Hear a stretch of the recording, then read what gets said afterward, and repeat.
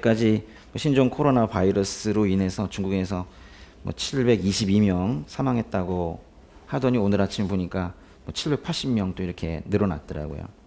여러 정황으로 볼 때 실제 숫자인지 아닌지 의혹이 되는 부분들도 있지만은 공식 발표만으로도 우리는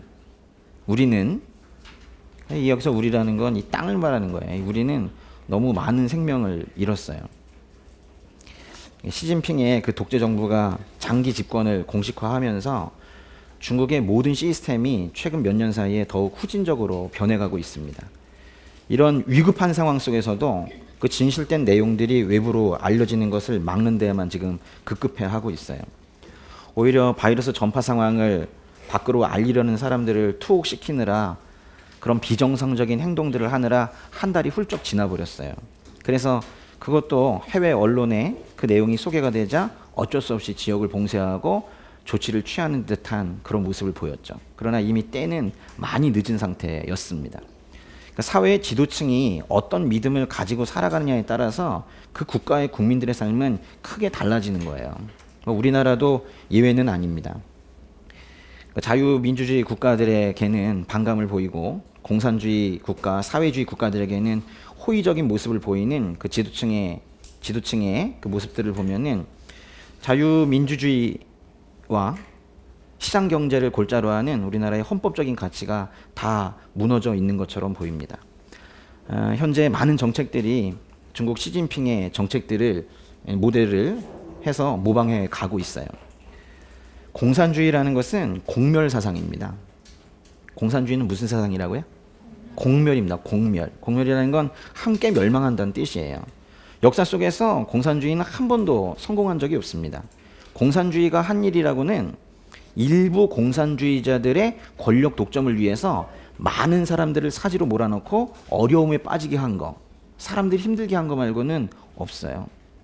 공산주의 사상은 그것 자체가 분노라는 감정에서 시작을 합니다. 공산주의에는 사랑이 없어요. 그래서 공산을 통해서 공생을 하겠다고 말을 해놓고 실제로 공산을 통해서 공멸하고 있는 것이 그게 바로 공산주의입니다.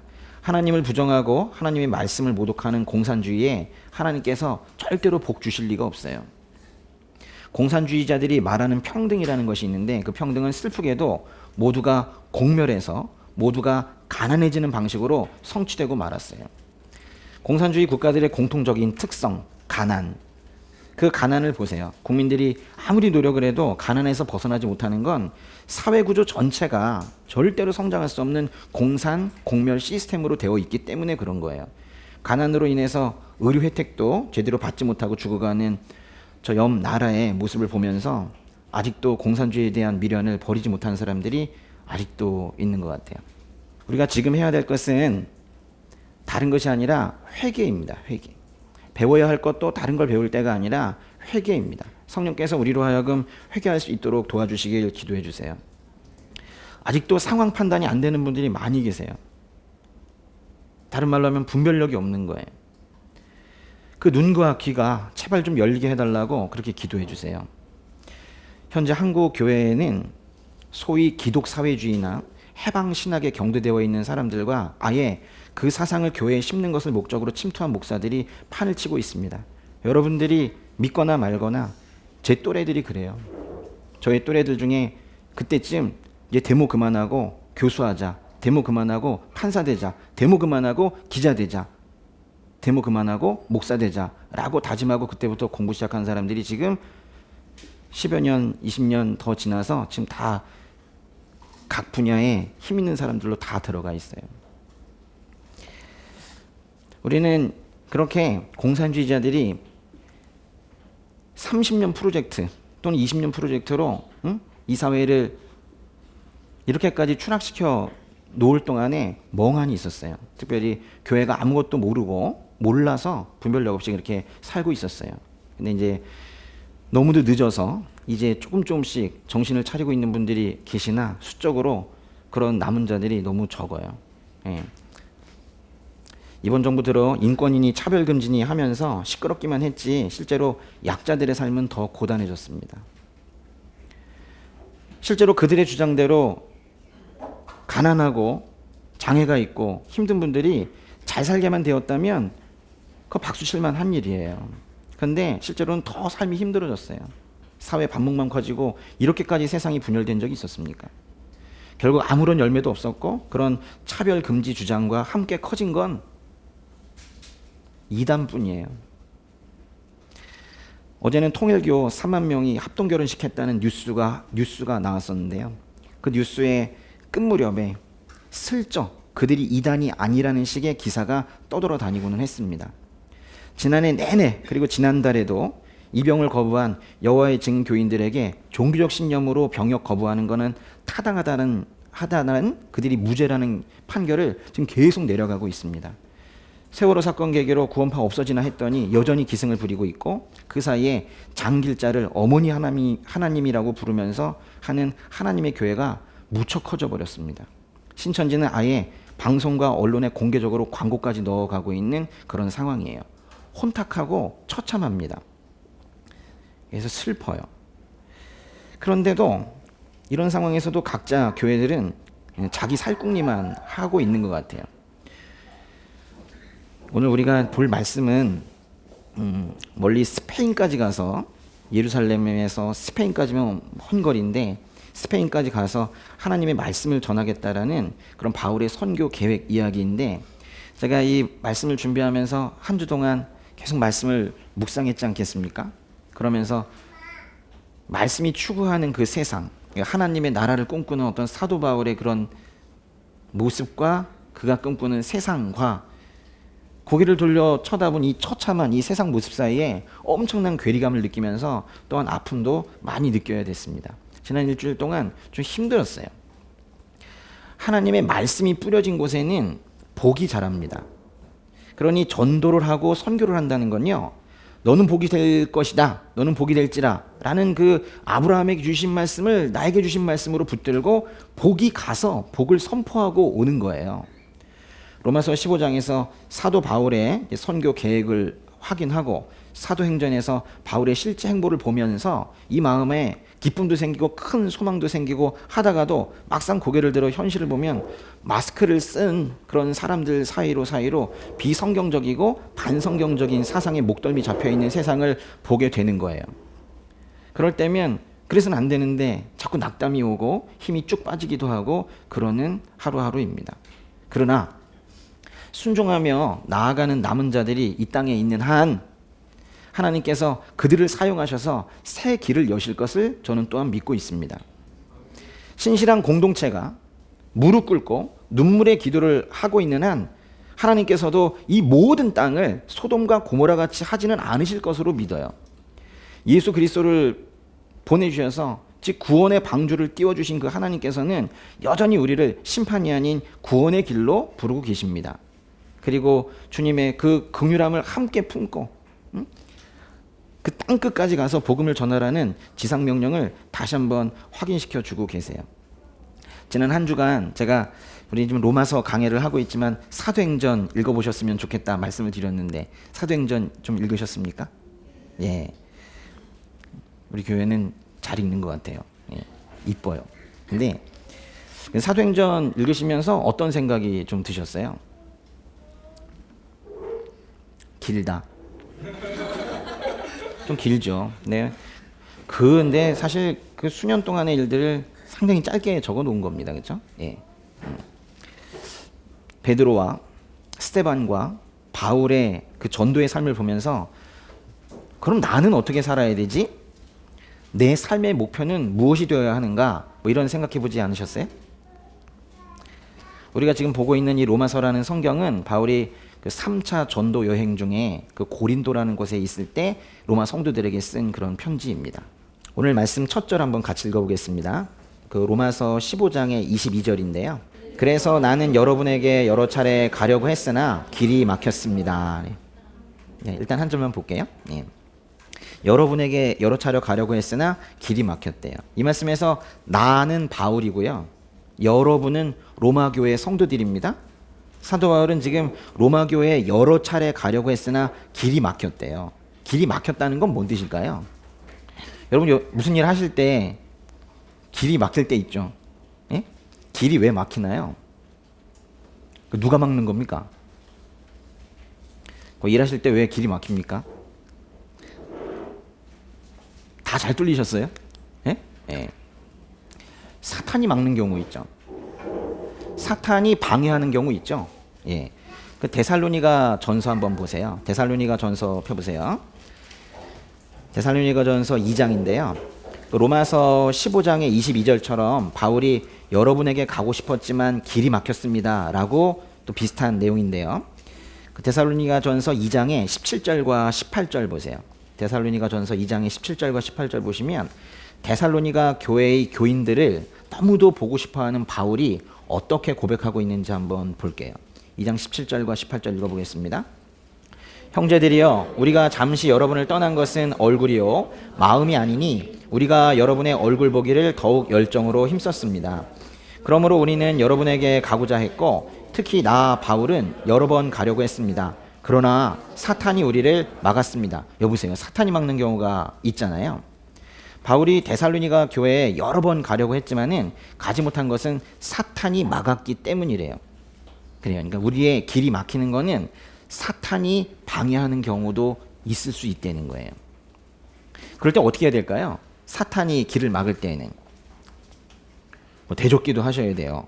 대적기도 하시면서 지혜롭게 행동해야 될 거예요. 그런데요, 어떤 경우에는요, 성령 하나님께서 길을 막는 경우도 있습니다. 그거는 성령이 길을 막았다고 말하기보다는 아마도 그 길은 좋지 않으니 다른 길로 인도했다고 말하는 게 나을 것 같은데요. 뭐 어쨌거나 성령께서도 막으실 수 있어요. 사도행전 16장으로 한번 가보세요. 사도행전 16장은 이제 2차 전도 여행 때 일인데요. 16장 6절과 7절 한번 볼게요. 16장 6절과 7절. 여기 지도 잠깐 보여드릴까요? 예, 보시면은 여기 이제 아시아 지역이거든요. 아시아 지역. 그 사도 바울은 이쪽에 다소라는 곳이 있는데 여기 이 밑에 보시면 여기 예루살렘이 있고 여기 꺾어지는 데 쪽에 다소가 있는데 사도 바울은 고향이 여기입니다. 근데 이제 2차 전도 여행 때 이쪽으로 쭉 가고 있었어요. 가다가 여기 이제 아시아 지역인데 여기에 있는 뭐 에베소, 골로새 이런 데들도 들려가지고 말씀도 전하고 싶고 사람들도 만나고 싶고 하고 그랬는데 여기까지 갔는데 들어가지 말라는 그 성령의 음성이 있어서 저 위쪽으로 이렇게 가는 뭐 그런 이야기거든요. 한번 그 사도행전 16장 6절과 7절 한번 읽어보겠습니다. 성령께서 아시아 지방에 말씀 전하는 것을 막으셨기 때문에 바울과 그 일행은 부르기아와 갈라디아 지방을 거쳐 무시아 지방 가까이 이르러 비두니아로 들어가려고 했습니다. 그러나 예수의 영이 허락하지 않으셨습니다. 그런데 이제 여기서 더 서쪽으로 가려고 했더니 위쪽으로 가라고 음성이 들려와서 위쪽으로 갔는데 가다 보니까 그래서 더 북쪽에 비두니아로 가라고 하시는 건가 하고 보니까 또 막으셔가지고 이 아시아 지역 지나서 이 드로아를 거쳐 더 서쪽으로 갔다. 뭐 이런 이야기입니다. 나중에 사도행전 이야기를 다시 한번 자세히 할 기회가 조만간 있을 것 같아요. 네. 6절에서 그 말하는 그 아시아 지방이란 지금의 터키 지역을 말하는 거예요. 근데 성령께서 바울이 아시아 지방에 말씀 전하는 것을 막으셨습니다.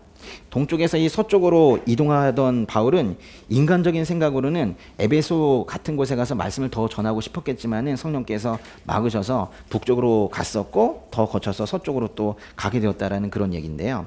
그러니까 사탄이 막을 때는 일의 진행을 방해하고 우리를 조급하게 만듭니다. 뭐가 잘 안 되니까 그래서 좀 다소 그래서 악수를 두게 되는 경우도 있고 한데요. 그래서 사탄이 길을 막으면 우리가 거기서 막혀 있질 않고 왜 안 되지? 왜 안 되지? 뭐 이러다가 더 나쁜 길을 가도록 더 나쁜 선택을 하도록 유도하죠. 그래서 사탄이 길을 막을 때에는 우리가 더 나쁜 길로 갈 수도 있어요. 근데 성령께서 막으실 때에는 우리가 하나님의 뜻에 따라 나아갈 수 있도록 막는 거거든요. 그때는 가이드가 되어주시고 가드도 되어주세요. 이렇게 틀이 되어주셔서 성령께서 두 발을 뻗어서 우리를 그 안에 두고 율로 하라 이러면서 이렇게 인도해 가시는 그런 의미로 막으실 때도 있으세요. 크리스천은 길이 막혔을 때 그래서 분별을 잘해야 돼요. 무조건 일이 잘 안 된다고 일이 잘 안 된다고 하나님 왜 이러시냐고 그렇게 단순하게 판단할 일이 아니에요. 예. 사탄이 막으면 성령의 도우심으로 돌파를 하시길 바라고, 성령께서 막으시면 그것에 순종해서 인도하시는 대로 방향을 바꿔야 됩니다. 그런 유연함이 우리에게 있어야 되는데, 그 유연함이 있으려면 하나님의 음성을 잘 들으셔야 되는데요. 하나님의 음성은 어떻게 해야지 잘 들을 수 있어요?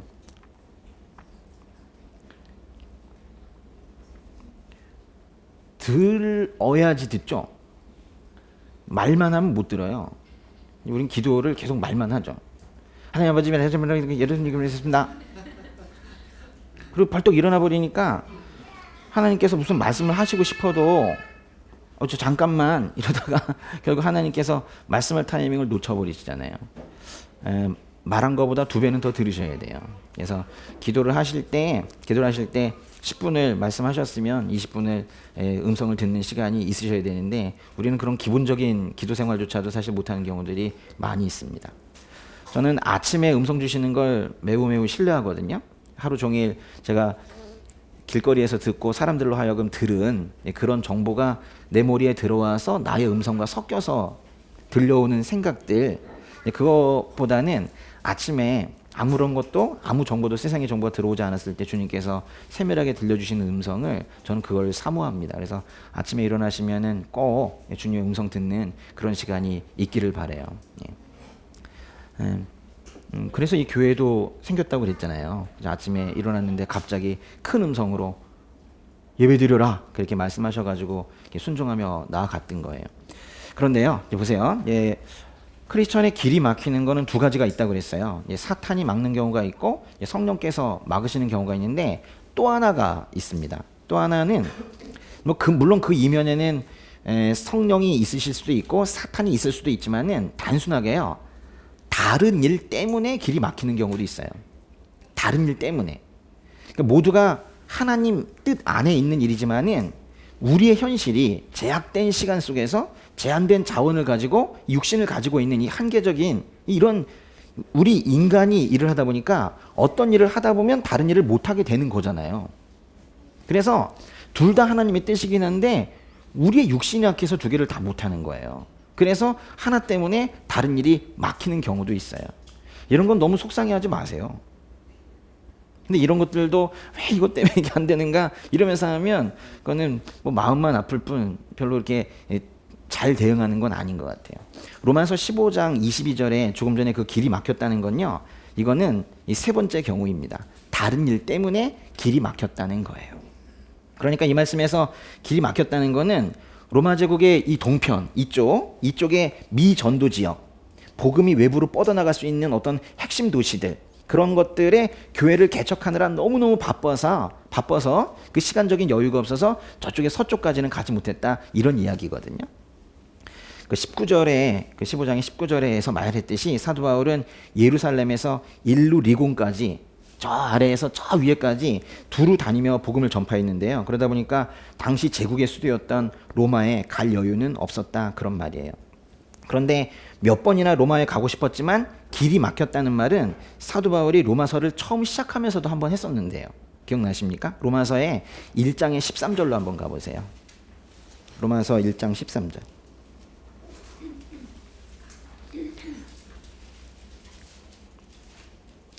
로마서 1장 13절 읽어볼게요. 형제들이여, 나는 여러분이 이 사실을 모르기를 원치 않습니다. 곧 나는 다른 이방 사람들 가운데서처럼 여러분 가운데서도 열매를 맺기 위해 여러분에게 몇 번이나 가려고 했으나 지금까지 길이 막혔습니다. 그러니까 로마로 가려고 몇 번이나 마음을 먹었지만 동쪽의 사역이 너무 바빴대요. 그래서 못 간 거예요. 동쪽의 사역을 열심히 하면서도, 그러니까 이쪽의 사역을 열심히 하면서도 저쪽에, 서쪽에 그 사역을 늘 염두에 두고 있는 거예요. 서쪽에 말씀 전할 것을 늘 갈망하고 있는 이 사도 바울의 모습을 보세요. 지금 우리는 현재 우리에게 주어진 이 일도 지금 해내느라 급급한 상황인데, 사도 바울은 동쪽의 이 핵심적인 도시에 그렇게 복음을 전하고 사람을 세워놓고 교회를 개척하고 이러면서도 계속해서 서쪽을 생각하고 있는 거예요. 언젠가는 가리라, 언젠가는 저쪽에 말씀을 전하리라, 그렇게 지금 생각을 하고 있는 거예요. 사도 바울은 지금 복음을 전하고 있고 그 다음 복음을 전할 지역도 마음에 품고 사는 거예요. 지금과 다음이 다 복음으로 가득 차 있는 거예요. 언젠간 복음을 전하는 삶도 아니고 당분간 지금 하는 것도 아니고 지금도 복음을 전하면서 언젠가 전하게 될 그 다음 그것도 지금 복음으로 다 채워놓고 있는 거예요. 지금 복음 전하고 계세요? 그리고 다음에 복음 전할 지역에 마음을 두고 계세요? 사도 바울의 모습을 보세요. 지금도 복음을 전하고 있고 다음도 마음에 품고 있는, 지금도 복음이고 다음도 복음인 그런 삶을 살고 있단 말이에요. 근데 바울은 드디어 자신이 품고 있던 서쪽 지역으로 이제 갈 수 있게 된 것 같아요. 아마도 이 동쪽에 있는 사역이 어느 정도 마무리가 된 것 같습니다. 로마서 15장에요. 23절과 24절 읽어볼게요. 그러나 이제는 내가 이 지역에서 더 이상 일할 곳이 없고 또 여러 해 동안 여러분을 만나보고 싶은 소원이 있었으므로 내가 스페인에 갈 때 여러분을 방문하려고 합니다. 이것은 내가 지나는 길에 여러분에게 들러 얼마간 여러분과 기쁨을 나눈 후에 여러분의 후원으로 그곳에 가기를 원하기 때문입니다. 23절에서 바울이 이제는 내가 이 지역에서 더 이상 일할 곳이 없고 일할 곳이 없대요. 이렇게 말하는 걸 보면 바울은 이제 이 동쪽에서의 이 자신의 사역이 끝났다고 판단을 한 것 같습니다. 예. 로마는 이쪽에 있잖아요. 그렇죠? 예. 그렇다고 해서 바울이 이 주중에 동쪽 지역에 모든 사람들을 다 전도를 해가지고 모두 예수 믿게 되었다. 뭐 그런 말은 지금 아닐 거예요. 그러니까 바울은 스스로 해야 될 일이 무엇인지 명확하게 알았던 것 같아요. 개척이구나. 교회가 없는 곳에 개척을 해놓고 사람을 심어놓고 이렇게 떠나는 그거를 다 했다는 거예요. 그 핵심 지역에다가 교회를 세우고 주의 일꾼들을 세워두었기 때문에 이제 그 사람들이 다들 잘 해 나갈 것이라고 믿고 지금 떠날 수 있게 됐다는 거예요. 사실 이런 방식 있죠. 이렇게 교회를 세우고 그리고 이제 또 떠나고 또 교회를 세우고 떠나고. 사실 이런 사역의 형태가 선교사를 지망하면서 신학을 시작했던 제가 하고 싶은 사역의 방향이거든요. 저는 어디 한 군데 제가 한 군데 있을 거라는 생각은 하지 않았었고 사실 지금도 저는 하지는 않고 있습니다. 예. 이렇게 지역교회를 그런데 지금은 섬기게 되었잖아요. 저는 제가 목사가 될 줄은 몰랐습니다. 저는 이제 선교사로 저를 어디로 보내시는가, 이왕이면 바게트빵이 있는 프랑스로 보내주셨으면 좋겠다. 그러면 거기를 교두보 삼아서 아프리카 전도를 해야지 뭐 이런 생각을 하고 있었어요. 근데 이렇게 주님의 뜻은 좀 다르셨는지 이제 지역교회를 이렇게 섬기며 보니까 이 불모지와 같은 지역에 교회를 하나 세우고 그곳에 현지 일꾼을 양육해서 맡기고 떠난다는 것이 얼마나 어려운 일인지 이제 제가 알게 된 거예요. 사람 하나 세우는 것이 참 어렵구나, 이제 그런 생각을 하게 된 겁니다. 저는 웬만하면 사람을 부러워하지 않거든요. 전 사람 안 부러워해요. 예. 솔직히 저는 여기 있는 강사들도 한 명도 부러워하는 사람이 없어요. 제가 제일 나은 것 같아요. 아니 뭐 제가 잘한다는 뜻이 아니라 좀 뭐 그 사람들의 조건이나 이런 것들이 부러운 게 하나도 없다고. 근데 전 또 누구도 부러워하지 않냐면 저는 우리나라에 있는 어떤 목사님도 부러워하지 않아요. 전 제가 제일 행복한 것 같아요. 이 원희주 교회에서 이 섬길 수 있는 이 기회가 있다는 게 전 정말 행복해요. 듣기 좋으란 말 아닙니다. 예, 저는 아무도 부러워하지 않아요. 근데 제가 유일하게 한 분 부러워하는 분이 사도 바울이에요. 이분은 좀 질투도 나고 그래요. 예루살렘에서 인류 리본이면 여기 지도에도 없는 저 위인데 거기까지 두루 다닌다는 건 원을 그리며 이렇게 다닌다는 거네. 두루 다니며 그리스도의 복음을 널리 전파했으니 이제 소원이었던 로마에 갈 수 있게 되었다. 뭐 좀 그러시잖아요. 저는 뭐 그 정도는 아니어도 이 동작구에서 해서 저 강동구까지 복음을 널리 전파했으니 이제는 소원이었던 일본으로 갑니다. 이렇게 말하고 싶어요. 북부 아프리카로 갑니다. 뭐 그렇게 말하고 싶습니다. 근데 이제 바울의 목적지는 로마가 아닌 것 같아요. 24절에 보니까 스페인에 갈 때 내가 지나는 길에 여러분에게 들러, 28절에도 여러분에게 들렀다가 스페인으로 가려고 그랬잖아요. 안타깝게도 이 그림에 스페인이 안 나오는 것 같아요. 스페인은 더 저쪽에 있는데요. 그죠? 이 지중해고요. 더 저쪽에 있는데 그래요. 사도 바울은 지금 로마 교회가 자신의 스페인 선교의 지원기지 역할을 해주기를 바라고 있는 것 같아요. 로마도 상당히 서쪽에 있는데 더 서쪽에 있는 스페인을 가고 싶다는 거예요. 근데 갈 때 나 좀 도와줄래? 이렇게 말하고 있는 거예요. 기도로 또 재정으로 도와달라는 거예요. 당시 스페인이 속한 그 이베리아 반도는 로마 제국의 일부였고, 당시 그 스페인은요, 더 서쪽에 있는 저 스페인은 거기에 상당한 양의 곡물이 나서 그거를 로마 제국 여기저기에 공급하고 있었던 그런 중요한 지역이었었어요. 바울에게 스페인이라는 곳은, 바울의 고향은 여기라고 했죠. 다소이고 예루살렘에서 공부했는데, 여기에서 저 스페인이라는 곳은 정말 먼 곳이에요. 그 로마 제국에서 가장 서쪽에 있는 그런 곳, 먼 곳, 지역적으로 먼 곳이기도 하지만은 스페인이야말로 로마서 15장 20절에서 말한 대로 15장 20절에 무슨 표현이 있어요? 그리스도의 이름을 부르지 않는 곳이란 표현이 있죠. 저기야말로 그리스도의 이름을 부르지 않는 곳인 거예요. 그야말로 예수님 모르는 이방인들이, 아니 이방인들끼리 모여가지고 똘똘 뭉쳐 살고 있는 곳이 바로 저 끝에 있는 스페인인 거예요. 스스로도 이방인을 제물로 드리는 제사장이라고 얘기하고 이방인의 사도라고 말하고 있는 이 사도 바울이 스페인에 가고 싶었던 건 너무 당연한 일이에요. 거기 믿지 않는 사람들이 모여 있는데 안 갈 수가 있습니까? 가야죠. 사도 바울은 아직 복음이 전해지지 않은 그 지역을 서쪽 지방에 복음을 전할 전략적 요충지로 생각하고 있었던 것 같아요. 그러니까 로마를 거쳐 스페인을 가지만 스페인이 또 최종 목적지가 아니라 스페인을 교두보로 해서 가장 서쪽에 있는 거기를 전략적 요충지, 복음을 전할 전략적 요충지로 삼고 더 많은 복음을 저 유럽으로도 다 전하고 싶었던 거예요. 바울은 로마를 생각할 때 스페인 선교를 하는 지원 기지라는 생각을 했어요. 스페인을 생각할 때에는 지중해 가장 끝에 위치하는 그 복음을 전할 전략적 요충지로 생각하고 있어요. 바울은요, 늘 어떤 땅, 어떤 지역을 생각하면 늘 이런 생각만 하는 거예요. 여기는 여기를 전도할 기지, 여기는 저 유럽 지역을 전도할 전략적 요충지, 이런 식으로 생각하는 거예요. 땅이라는 거를. 우리는 어떤 지역을 떠올릴 때 이런 방식으로 여기고 있습니까? 예를 들면 이곳 노량진을 떠올릴 때 이곳을 정부 복음화의 교두보, 학원 복음화의 교두보, 뭐 이런 식으로 여기고 있냐는 거예요. 여러분은 각자 그 살고 계시는 그 지역 있잖아요. 응? 그 아파트 단지 있는 곳, 거기를 어떻게 인식하고 계세요? 나에게 주신 전도 지역, 복음을 전할 전략적 요충지, 이런 식으로 인식하세요? 아니면 역세권? 재개발 예정 지역? 땅을 바라보는 태도를 보세요. 사도 바울이니까 라고 말하면 안 되는 거예요.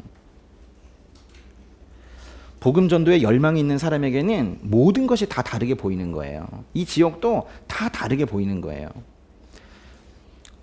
감사하게도 전 올해에도 그 온누리교회에서 하고 있는 예수제자학교 그 JDS의 강사로 또 가게 됐는데요. 그 예수제자학교 교가 있거든요. 주님 나를 택하사라는 노래 있는데요. 주님 나를 택하사 뭐 이렇게 부르는 노래 있잖아요. 근데 거기 이제 후렴이 뭐냐면 보내소서 시련이 찾아올 때도 하면서 보내소서 이렇게 불러요. 그게 뭔 얘기인지 잘 모르는데 그 제자 훈련을 받고 또 간사 생활을 할 때 그 보내소서라는 그 부분만 이렇게 부르면 제 마음에 불덩이가 막 이렇게 생기는 거예요. 그래서 제가 이렇게 뭐 쑥스럽고 그런 마음도 많고, 그래서 또 교회 가방끈도 짧고 하니까 뭐 이렇게 문화도 잘 모르고 해서 그냥 보통 이렇게 좀 조용히 있었는데, 그 보내소서 할 때는 저도 모르게 이렇게 손을 쭉 뻗어 제발 저 좀 보내달라고, 그렇게 제가 거의 애원하다시피 그렇게 기도를 했어요. 보내소서 저를 보내주십시오 이러면서. 저 살려주신 그 주님께 감사해서 얼마나 하나님을 향해서 손을 뻗고 저를 보내주시라고, 저도 한 명이라도 살리는 일을 하고 싶다고, 사람 살리는 곳에 보내주시라고 그렇게 했었어요. 기도하셔야 돼요. 나를 어디로 보내주시라고 기도하셔야 된다고요. 응? 크리스찬은 자기가 목적지가 아니에요. 응? 응? 나를 부르신 이유는 날 통해 누굴 살리실까 그거 고민하라고 하는 거거든요. 여러분이 혹시라도 가정에서 처음 믿었으면 여러분이 믿은 게 아니라 여러분을 통해서 그 가정 살리려고 하신 거지, 아직 안 믿는 그 아빠가 주인공이에요. 그걸 아셔야 된다고. 그럼 결국 바울은 스페인에 갔습니까? 근데 여러분은 스페인에 가보셨나요? 스페인 가보신 분? 예쁘다고 그러던데요. 맞나요? 예, 예쁘시다고 그러더라고요. 예. 전 사실 못 가봤습니다. 저는 마음으로만 가본 적이 있어요. 예. 제가 그 시골 고등학교에서 이제 서울로 대학을 오겠다고 첫 해 시험을 봤는데 제가 두 군데 썼거든요. 그 외국어 대학교 불어과랑 서울대학교 서서문학과. 서서문학과가 스페인어 하는데요. 근데 저는 이제 어문계열로 다 진학을 하려고 그랬어요. 근데 외대 불어과는 붙었는데 서울대 서서문과를 똑 떨어진 거예요. 그래서 재수를 했죠. 여기서 노량진에서. 그래서 그 다음에 다시 시험을 봤어요. 근데 그 다음에는 제가 다시는 어문계열 안 쓰리라 해가지고 고려대 경영학과랑 서울대 국사학과를 썼는데 그땐 두 개 다 붙었어요. 그런데 그중에 이제 서울대로 진학을 했습니다. 그래서 2년 동안 네 군데를 쓴 거예요. 근데 네 군데를 썼는데 한 군데만 떨어진 거죠. 어디 떨어진 거예요? 그게 스페인인 거예요. 그냥 거기 붙기만 하면 바로 갔다 오려고 그랬는데 아직도 안 가고 있잖아요. 근데 그게 이 말씀과 무슨 상관이 있냐? 없어요. 그런데 저는 이 말씀을 보면 그거부터 생각이 나요. 근데 그때 너무 힘들었기 때문에 그 재수 생각부터 나는 거예요. 나를 재수하게 만든 나라 스페인. 말씀이 우리에게 그렇게 작용한다니까요. 그런 개인의 경험이 말씀을 보는데 영향을 주는 걸 원천적으로 봉쇄할 수는 없지만은 그 나의 개인적인 경험 속에서 그 감정까지 말씀을 읽는데 만약에 투영이 되게 되면 그 말씀을 다른 의미로 받아들일 수도 있어요. 좀 이렇게 흥분되고 좀 슬픈 감정 이런 것들만 떠오르지 않으면 그래도 말씀을 제대로 볼 수가 있는데 이 감정까지 동요가 되게 되면 그때는 의미까지 다르게 느껴집니다. 그래서 늘 말씀 읽기 전에 여러분이 어떻게 하셔야 되냐면 저희 생각과 마음을 주님 이끌어 주시고 지켜주세요. 성령께서 나의 생각과 마음을 온전히 주관해 주시라는 기도를 안 하고 말씀을 읽는 거는 그건 교만입니다. 그건 있을 수 없는 일이죠. 꼭 반드시 기도하고 말씀 보시기 바랍니다. 기도하시고 암송하시고 기도하시고 묵상하시고 그리고 그때 주신 그 말씀으로 다시 기도하는 거거든요. 그러니까 우리 말씀 묵상도 그렇고 아까 암송도 말씀하시고 했지만 이 모든 것들을 하는 이유는 기도하기 위한 것이지 그 말씀 자체가 끝이 아닌 거예요. 그런데요, 생각해 보면은 스페인이 관련이 좀 있기는 해요.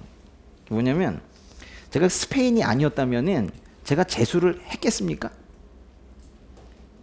재수 안 했겠죠. 그럼 저는 그 20살 그 나이에 이 노량진에 오지도 않았을 거고 그렇다면 제가 그 이후에 노량진에 전혀 관심이 없었을 거예요. 이곳에서 강의도 안 하고 있었을 것이고 이곳에 교회는 있었을 거예요. 그렇지만 다른 교회가 있었겠죠. 하나님께서 꼭 제가 아니라고 교회를 안 세우시겠습니까? 네, 교회는 있었겠지만 다른 교회가 있었겠죠. 그러고 보니까 스페인이랑 온리즈 교회가 좀 관련이 있어요. 하나님께서 하시는 일은 놀라운 것 같아요. 되돌아보면 그렇죠. 예. 아무튼 바울은 스페인을 갔습니까? 못 갔습니까?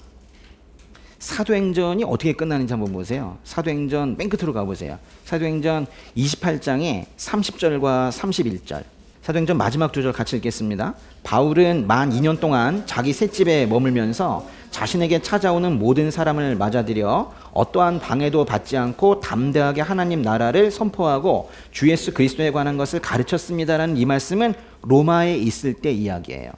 그러니까 로마로 끝났다는 거예요. 그러니까 신약 성경에는 바울이 스페인 갔다라는 기록이 없습니다. 그렇지만 바울이 로마 감옥에서 풀려난 뒤에 즉 사도행전 28장 이 말씀 이후에 스페인에 갔을 가능성이 있어요.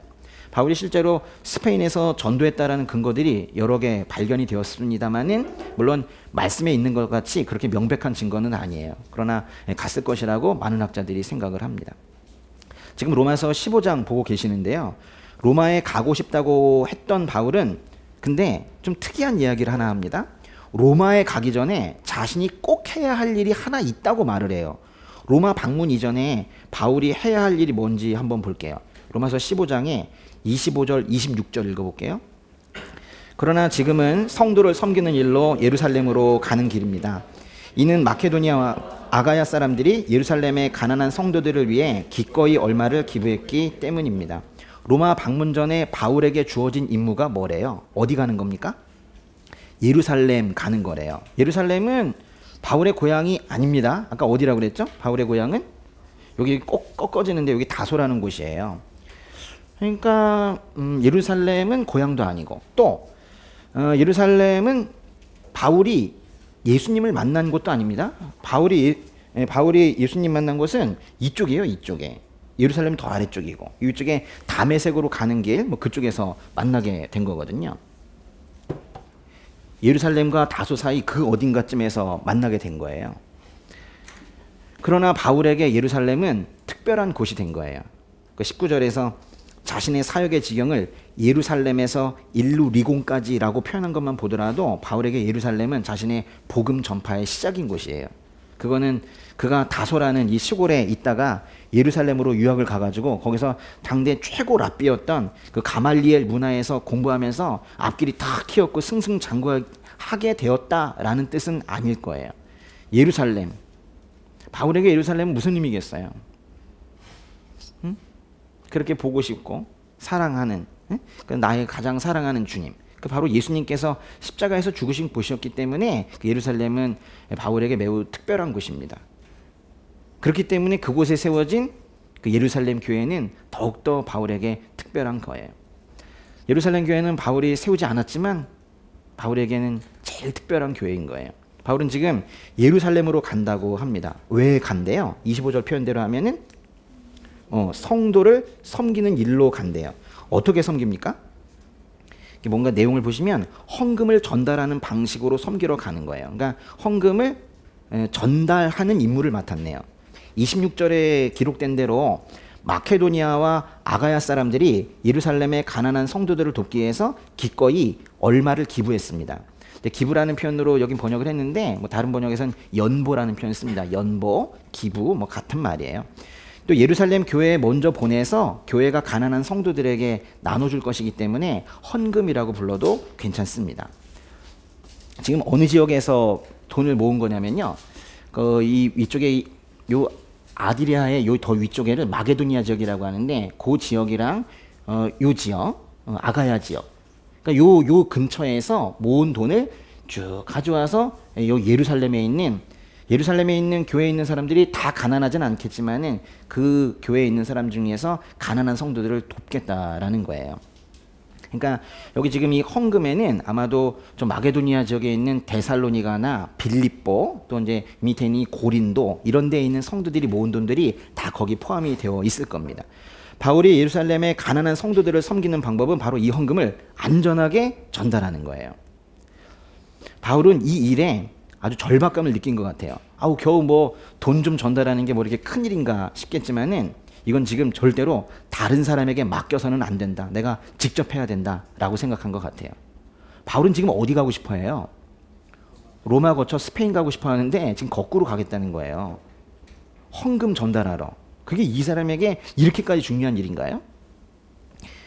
단순히 그게 구제 헌금을 전달하는 것으로 끝나는 일이 아니었던 거예요. 그거는 보세요. 지금 누가 모은 거냐면 바울이 개척한 이방인 교회들이 모은 거예요.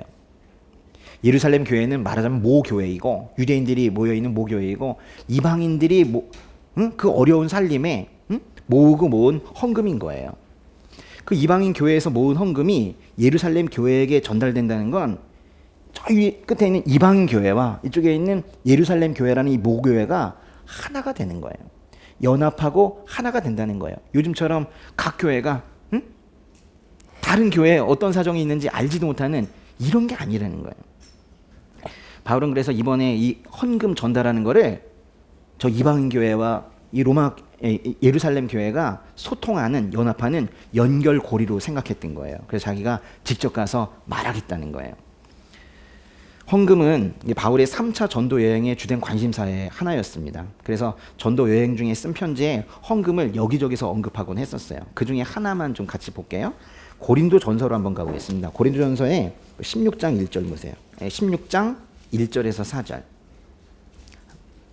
읽겠습니다.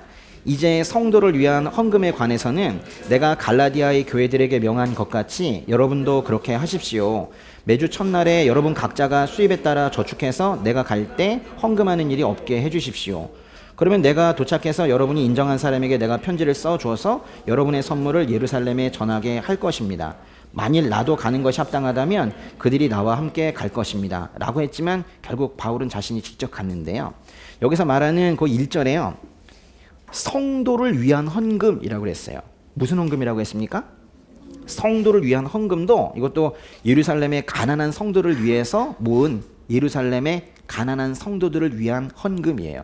2절을 보면 16장 2절을 보면 재밌는 표현이 나오는데요. 매주 첫날에 여러분 각자가 수입에 따라 저축하라고 그래요. 그래서 내가 갈 때 헌금하는 일이 없게 해주십시오 라고 했는데 이거는 여기서 매주 첫날이라는 말은 그 일요일을 유대식으로 표현을 한 거예요.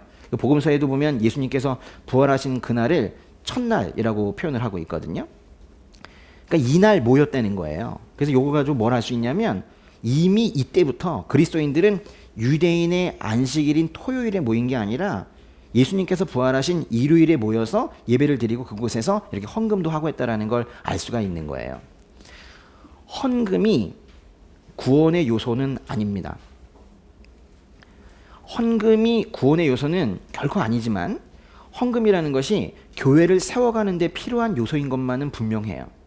왜냐하면 육신을 가지고 있는 이 사람들이 또 이 건물과 먹을 것들 이런 소비 주체들이 모인 곳이기 때문에 그래서 이 헌금이라는 것이 교회 운영에 있어서 필수적인 것은 분명해요. 저는 여러분이 주님 앞에 정직하게 보셔서 고린도전서 그 16장의 1절의 표현처럼 성도를 위한 헌금을 기쁘게 하시기를 바라요. 누구를 위한 헌금이라고요? 근데 거기 짧게 썼지만 이게 이제 가난한 성도들을 위한 헌금이에요. 최소한 교회에서는 굶는 사람이 없어야 되지 않겠습니까? 구약 성경에 나오는 11조의 1등 목적도 모두가 먹어야 한다라는 거예요. 11조를 거두어서 모두가 나누어서 먹기로 하는 것이 11조의 목표이거든요. 지금 예루살렘으로 전달할 헌금을 그 한 사람들도 기쁨으로 그렇게 했을 거예요. 네, 로마서 15장으로 다시 가셔서 로마서 15장의 27절 읽어볼게요. 27절. 그들이 기쁨으로 그렇게 했지만 사실 그들은 예루살렘 성도들에게 빚진 사람들입니다. 만일 이방 사람들이 그들의 신령한 것들을 나누어 가졌으면 육신적인 것들로 그들을 섬기는 것이 마땅합니다. 그들이 그 기쁨으로 그렇게 했지만 즉 마게도냐와 이 아가야 지방의 이 사람들이 한 헌금은 자발적이었다는 거예요. 그런데 바울은 그들이 헌금을 하는 것이 할 일을 했다고도 말하는 거예요. 그들이 기쁨으로 한 건 맞는데 원래 했어야 됐다는 거예요. 마땅하다 지금 이렇게 표현하고 있어요. 바울은 지금 이방인 그리스도인들이 이쪽에는 예루살렘 교회 유대인 그리스도인들에게 뭔가 빚지고 있는 게 있다는 거예요. 영적인 빚. 예루살렘 교회가 없었다면 저 이방인 교회가 어떻게 생겼겠느냐 그 얘기를 하고 있는 거예요. 이방인들은 유대인을 먼저 택하셔서 유대인에게 그 부으신 복도 지금 모두 함께 받고 있지 않느냐. 이방인들에게 따로 부은 복도 또 따로 챙기고 있지 않느냐. 이런 거예요. 이방인들이 복이 많아요. 응? 이방인들에게 따로 주신 말씀 속에 복들이 있는데 이방인들에게만 적용하는 복이 있는데 그거 다 받고 계시고 또 유대인들에게 주신 복도 그것도 다 흘러서 이방인들이 또 받고 계시고 그렇게 하잖아요. 그러니까 만약에 온리주교회처럼 이런 이방 교회가 있다면 예루살렘 교회의 그 가난한 성도들을 위해서 우리가 헌금하는 것이 그것이 마땅하다 이렇게 이야기하고 있는 거예요. 이방인 그리스도인들은 그리스도에게로 돌아온 첫 번째 회심자였던 유대인 그리스도인들의 영적인 유익을 공유하고 있는 그런 사람들이에요. 그래서 이제 그들이 이제 그들을 물질적인 유익으로 재정적인 헌금으로 그렇게 가난한 자들을 도와야 한다라고 말하고 있는 겁니다.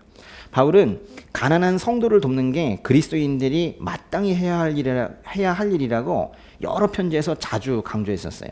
가난한 사람을 돕는 거는 자기도 그렇게 힘써 행해 오고 있는 거니까 여러분도 그렇게 하세요라고 권고하기도 합니다. 예루살렘을 향한 그 이방인 교회들의 헌금은 예루살렘과 이방인 지역의 하나됨, 연대였고 이방인들이 예루살렘을 그 모 교회로 인정하는 그런 존경의 표시이기도 했고, 또 절실하게 도움을 구하고 있는 정말 삶이 힘든 예루살렘 교회의 가난한 성도들에게 이방인 교회가 보내는 사랑의 표시이기도 하고 그랬던 거예요. 바울은 직접 예루살렘에 가서 이러한 의미들을 전달하고 싶었던 거예요. 가장 쉬운 섬김이 송금입니다. 예? 쉽죠. 네. 근데 이때는 송금 제도가 없어서가 아닐 거예요. 만약에 송금 제도가 있었다 하더라도 바울은 그거를 봉투에 넣고 달려갔을 것 같아요. 네. 각 지역 교회가 따로따로 가는 게 아니라 주님께서 지상에 세우신 각 교회들이 모두 하나의 교회라는 이 우주적 교회, 그거의 의미를 각인시키고 자기도 스스로 실천하고 싶었던 거예요. 개교회가 따로따로 떨어져 가면서 이렇게 하고 있는 이런 모습은 주님께서 원하시는 모습이 아닙니다. 교회 내의 하나됨, 우리 이야기를 많이 했었는데 교회의 하나됨 뿐만이 아니라 교회들이 하나됨을 보여주고 있어야 돼요.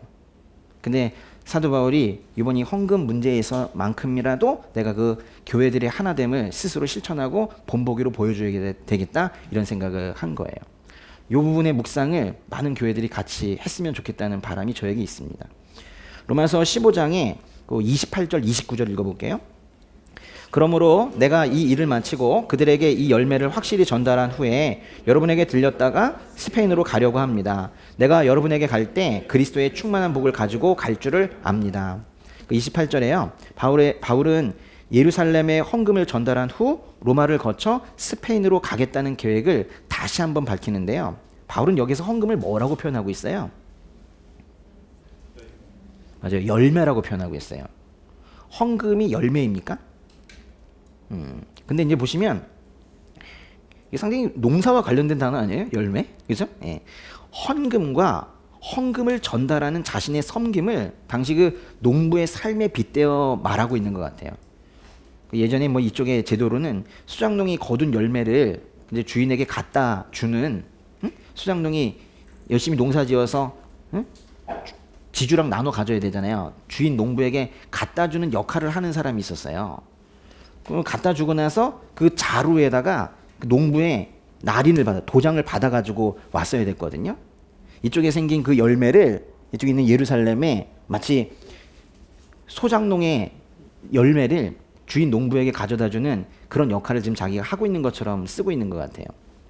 29절에 보시면 헌금이 예루살렘의 가난한 성도들에게 전달되어 그들이 생계의 짐을 덜어내고 유대인 그리스도인들과 이방인 그리스도인들 사이에 더욱 끈끈한 무엇인가가 생기게 되면 그 다음에 자기가 로마로 가겠대요. 이게 뭔 얘기냐면요, 지금 이 헌금이 단순한 헌금이 아닌 거예요. 이방인 그리스도인들과 유대인 그리스도인들이 좀 하나가 되는 그런 모습인 거예요. 그 하나가 되는 그런 역사, 그때 하나님께서 얼마나 기뻐하시겠어요. 교회를 세운 진짜 의미를 너희들이 알고 있구나, 그렇게 생각하지 않으시겠습니까? 그때 그 기쁨, 그때 그 복, 그리스도의 충만한 복을 가지고 내가 로마에 가겠다라고 말하는 거예요. 교회와 교회가 연합하고 도와서 그 에베소서의 표현처럼 둘로 한 세 사람을 창조해 화평을 이루게 하는 일이 이루어지는 것을 목격하고 바울이 로마에 간다면 그리스도의 충만한 복을 가지고 갈 거라는 겁니다. 그래서 이 복이 뭘 말하는지 더 정확하게 말씀에 써놓지는 않았지만 아마도 문맥을 볼 때 예루살렘 교회가 이방인들에게 복음을 전했고 이방인 교회가 예루살렘 교회를 돕는 것처럼 서로 돕고 돕는 일이 로마 교회와 바울 사이에서도 일어날 것이다라는 그걸 기대하고 있는 것 같아요. 바울은 그가 로마의 기독교인들을 섬기고 로마의 기독교인들은 바울을 돕는 걸 기대하고 있고, 그렇게 서로가 도와서 생기는 복은 주님 안에서 이것만큼 아름다운 게 없고 온전한 것이 없다는 거예요. 그래서 그거를 여기서 충만한 복 이렇게 표현하고 있는 겁니다. 결국 이 편지 쓴 이후에 사도 바울은 예루살렘에 갔죠. 그리고 어떻게 됐나요? 위험해졌죠. 그 헌금 가져갔다가 위험해졌죠. 가다가요, 어디쯤 갔냐면, 가다가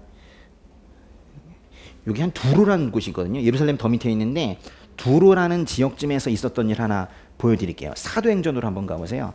사도행전의 21장 4절 보세요. 우리는 두로에서 제자들을 만나 그들과 함께 7일을 지냈습니다. 그들은 성령의 감동으로 바울에게 예루살렘으로 올라가지 말라고 전했습니다. 그러니까요, 저쪽에서 지금 여기까지 온 건데 조금만 더 가면 예루살렘이에요. 그런데 요즘 왔는데 동역자들이 막 말리는 거예요. 제자들도 말리는 거예요. 가면 죽습니다. 그러는 거예요. 그 21장에 10절로 가보시면요. 10절은 조금 더 내려와서 이 가이사랴라는 곳이거든요. 조금 더 내려온 곳인데 거기에서 있었던 일이에요. 예루살렘에 좀 더 가까이 갔을 때 어떤 일이 있었나 보세요. 21장에 10절과 11절 읽어보세요. 그곳에서 여러 날을 지내는 가운데 아가보라는 예언자가 유대로부터 내려왔습니다. 그가 우리에게 와서 바울의 허리띠를 집어 자기 손발에 매더니 이렇게 말했습니다.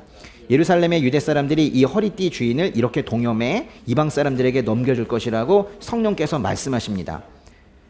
아가보라는 예언자가 지금 바울이 유대인들에 의해서 체포될 거래요. 그렇게 지금 예언을 한 거예요. 그것도 성령께서 말씀하셨습니다. 그러니 이거는 진짜인 것 같아요. 그래서 이제 바울이 2번 경고를 들은 거예요. 제자들과 동역자들도 가시면 안 됩니다, 선생님. 이러고, 응? 예언자는 가면 잡힌다고 성령께서 말씀하셨다. 그러고 그래요. 만약에 우리가 이런 음성을 들었다면 우리는 어떻게 할까요? 안 가요? 그렇죠. 그것도 지혜일 수 있습니다. 그렇죠? 근데 바울이 안전을 위해서 돌아섰는가? 그 뒤에 13절 한번 읽어보세요. 13절. 그러자 바울이 대답했습니다. 왜 여러분은 울면서 내 마음을 아프게 합니까? 나는 주 예수의 이름을 위해 예루살렘에서 붙잡힐 것은 물론 죽을 각오도 돼 있습니다. 붙잡힐 것만이 아니라 죽을 것도 각오가 돼 있대요. 예수님처럼 예루살렘에서 잡히고 예수님처럼 예루살렘에서 죽을 각오가 되어 있나 봐요. 바울은 삶을 보면 정말 예수님 따라가고 싶었던 것 같아요. 그 베드로전서의 표현대로 그분의 발자취를 따라가고 싶었던 것 같아요. 만약 바울과 다른 예수님의 제자들 그리고 초대교회의 성도들이 이번 선교는 힘들어, 이건 좀 위험해, 그 지역은 좀 나중에 가자, 뭐 이런 식으로 하면서 복음 전하기를 주저했다면 지금 세상은 어떻게 돼 있을까요? 역사가 증명하잖아요. 복음이 전해진 땅이 회복되었어요. 더 많이 영접한 땅은 더 많이 회복됐어요. 지금 이만큼의 회복은 그때 이 사도 바울과 그 동료들이 죽음을 무릅쓰고 그렇게 복음을 전했기 때문에 지금 우리의 모습이 있는 거예요. 실제로 바울이 잡혔어요. 근데 로마로 가려는 바울의 계획이 참으로 독특한 방식으로 그렇게 실현이 되었습니다. 그 사도행전 펴셨으면 22장으로 한번 가보세요. 22장 22절 보시면 사도행전 22장 22절에 그 예루살렘에 있는 유대인들이 사도 바울을 얼마나 미워했는지 거기 나와 있어요. 22절부터 24절까지 3절을 읽어보겠습니다. 사람들은 바울의 말을 이 대목까지 듣고 있다가 소리 높여 외쳤습니다. 저 사람을 세상에서 없애버리자. 저런 놈은 그냥 살려둘 수 없다.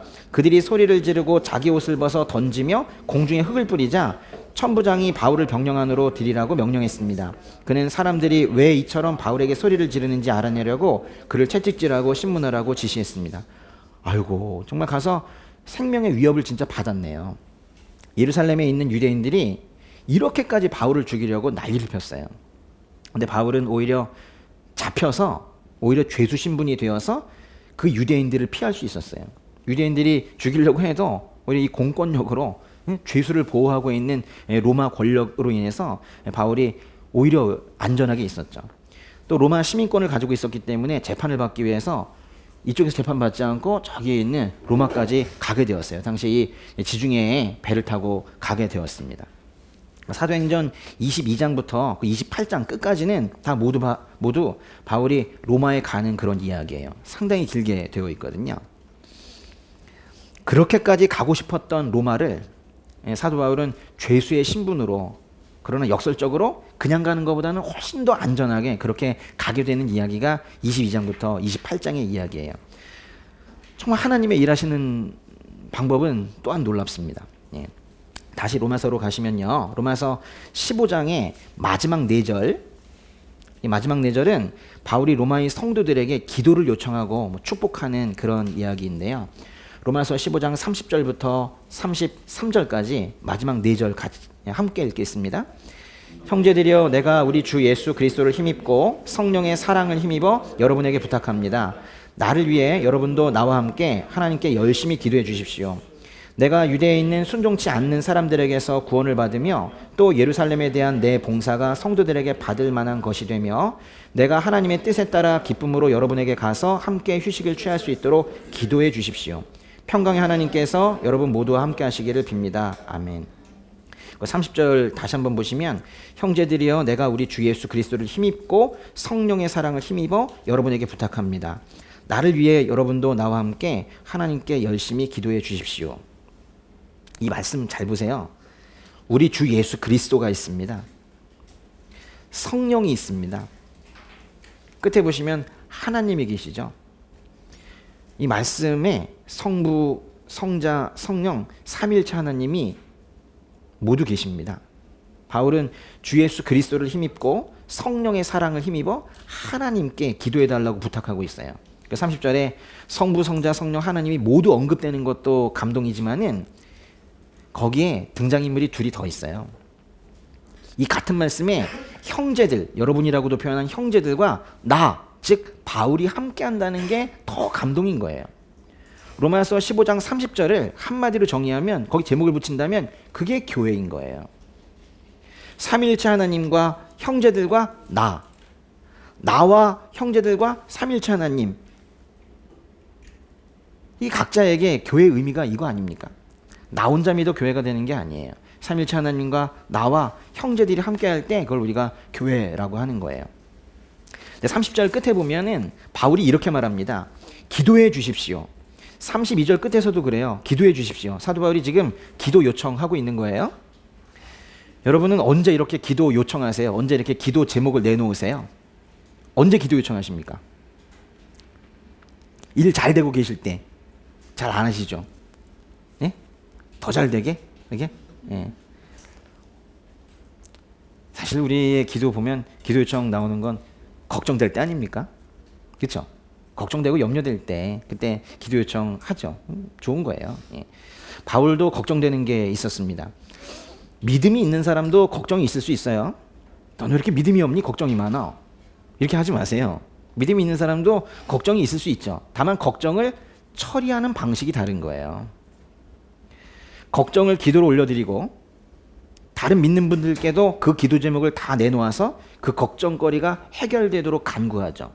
또 그렇게 기도 요청을 함으로써 기도 제목이 저 어두운 그곳에서 밝은 곳으로 드러나게 해서 어두운 곳에서 은밀히 일하는 사탄의 관계를 무력하게 만드는 거예요. 기도 제목은 그것을 드러내는 것만으로도 힘이 있어요. 사탄은 밝은 곳에서 일을 못합니다.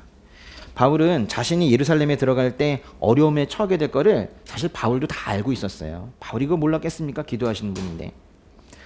몰라서 간 건 아니에요. 그러나 그런 염려가 있을 때 난 괜찮아. 난 괜찮아. 그렇게 하지 않았어요. 남자들 보면 그런 분들이 있죠. 저는 뭐 한 번도 남자답다는 얘기 못 들어봐가지고 전 그렇게 해본 적도 없지만요. 예. 그 남자들 보면은 보통 이제 사나이답다고 하시는 그런 분들 보면은 난 괜찮아. 난 뭐 죽기밖에 더 하겠어? 죽기밖에. 예. 뭐 이런 남자들도 있잖아요, 그렇죠? 예. 여기 자매님들 그런 남자들이랑은 절대 결혼하면 안 돼요. 예? 큰일 납니다. 큰일 나요. 염려가 있으면 그거를 주님께 올려드리는 남자와 결혼하세요. 예. 아멘 안 하시네? 남자다운 건 그게 남자다운 거예요. 예. 바울은 예루살렘으로 들어갈 때 그 불신자들과 그를 배교자로 간주하는 유대인들로부터 어려움을 겪게 될 걸 이미 알고 있었어요. 또 그의 그리스도인들도 자기를 괴롭힐 걸 또 알고 있었어요. 이게 사실 바울이 전한 복음은 순수 복음이었잖아요. 그의 이방인 사역과 은혜를 얻는 칭의, 이거를 선포하는 그의 복음 사역 때문에 심지어는 유대인 그리스도인들로부터도 어려움을 겪게 될 거라는 걸 알고 있었어요.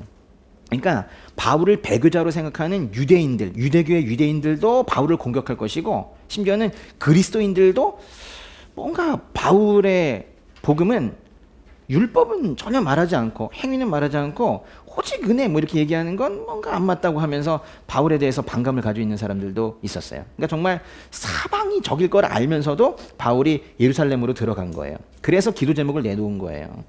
바울도 이런 걱정을 할 때 기도 제목을 내놓습니다. 근데 기도 제목이 지금 몇 개가 있냐면 세 가지가 있어요. 세 가지가. 첫째, 바울은 31절에 보시면 유대에 있는 순종치 않는 사람들에게서 구원을 받기를 기도해요. 기도 요청하고 있어요. 순종치 않는 사람들, 유대의 불신자들, 그리스도인들 아닌 사람들, 공격할 사람들로부터 어떤 위험도 당하지 않도록 저를 위해 기도해 주세요. 자신의 신변의 안전을 위해서 기도해 달라는 거예요. 여러분, 신변의 안전을 위해서 기도하세요. 요즘에 이 기도가 필요한 때입니다. 신변의 안전을 위해서 기도하는 것은 그거는 믿음 없는 게 아니에요. 저는 차에 타면 무조건 핸들 잡으면 바로 기도합니다. 네.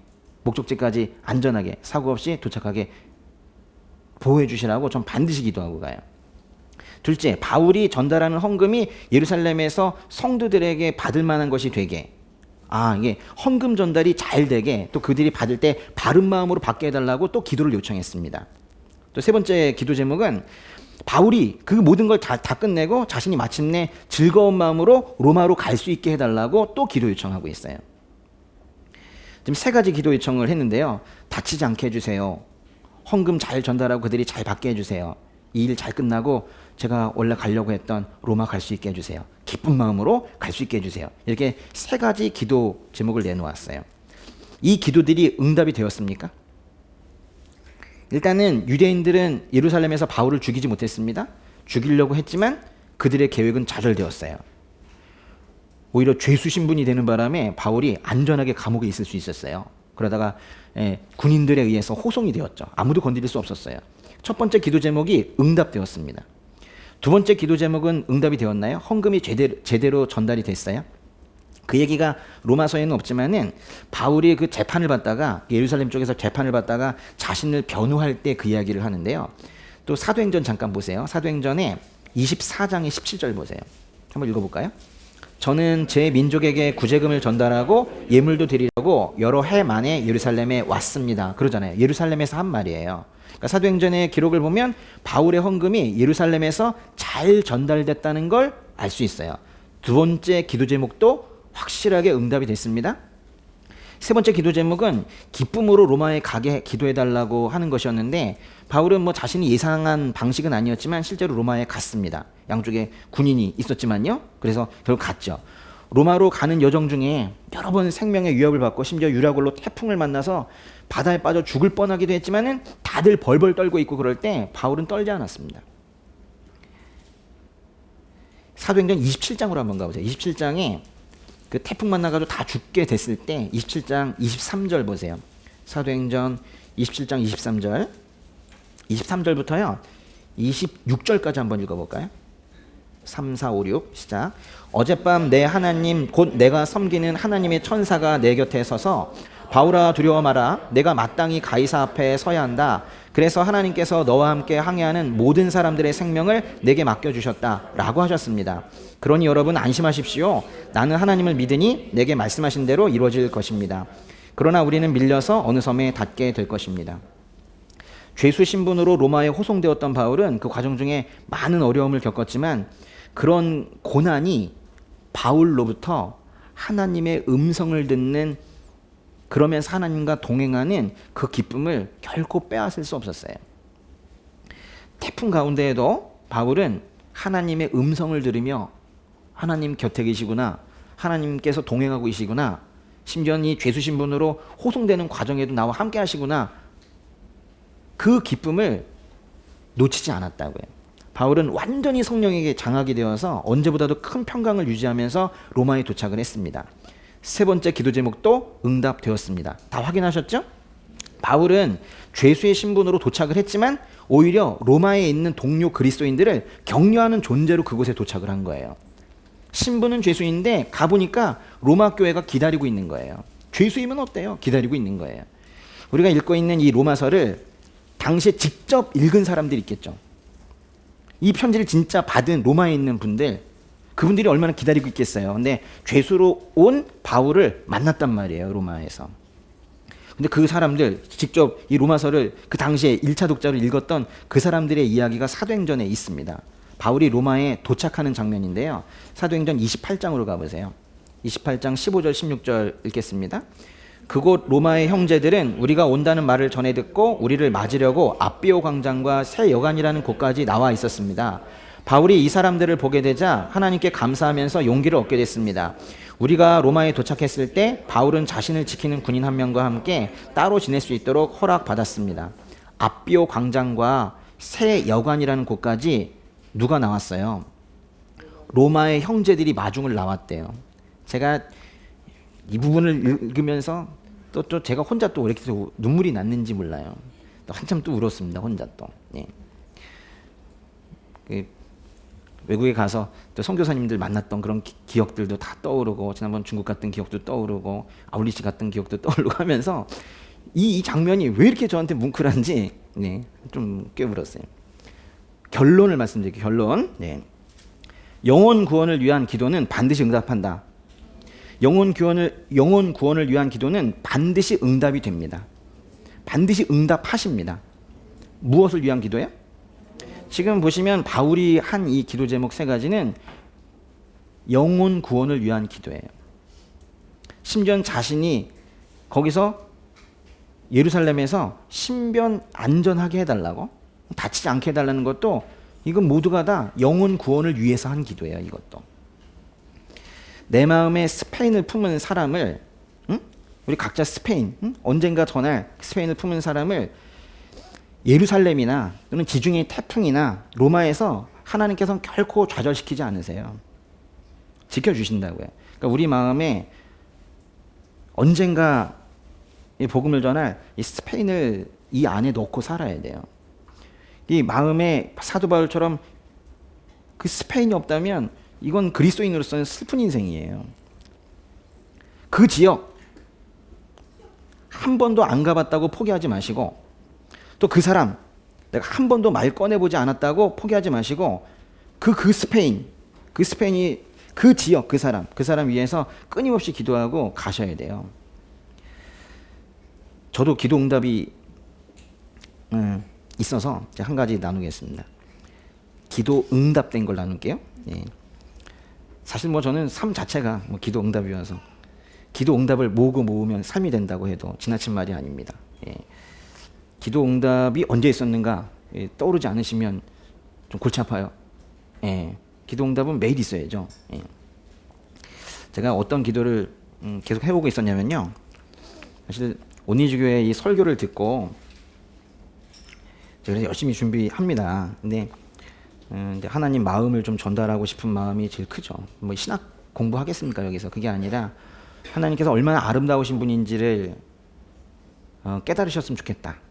이 미천한 설교로도 그걸 좀 아셨으면 좋겠다. 그래서 그 하나님의 아름다우심을 더욱더 연구하고 싶은 마음이 들어서 신학교 가는 분들이 많았으면 좋겠다. 이런 이제 기도를 좀 계속 하고 있어요. 응답이 안 되고 있는 것 뿐이죠. 몇 명에게 얘기했는데, 예? 그 세속적 가치를 좀 빼내기 위해서 지금 무진장 노력을 하고 있어요. 예. 예. 신학교 가서 주의 종을 자원하는 사람들이 많아지기를 제가 그렇게 계속 기도하고 있는데요. 예? 예?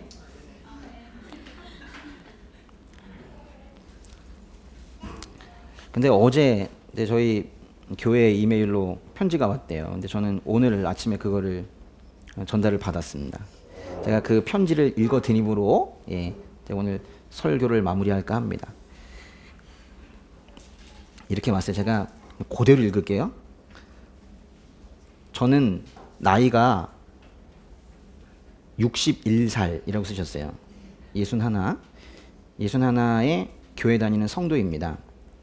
목사님의 설교 강해를 통해 은혜와 도전을 많이 받고 있습니다. 목사님의 하나님을 사랑하는 마음과 열정이 설교를 통해 전달되어 은혜 받고 도전도 받고 있습니다.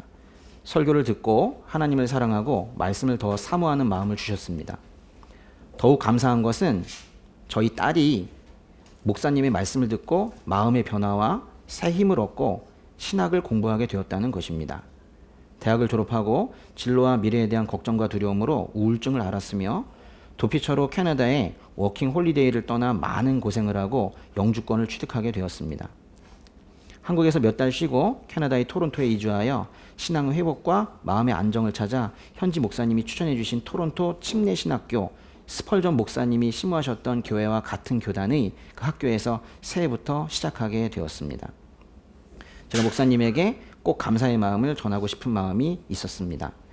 저희 딸이 마음이 쉽게 움직이지 않는 아이인데 목사님 설교를 통해 하나님이 딸의 마음을 만져주셨어요.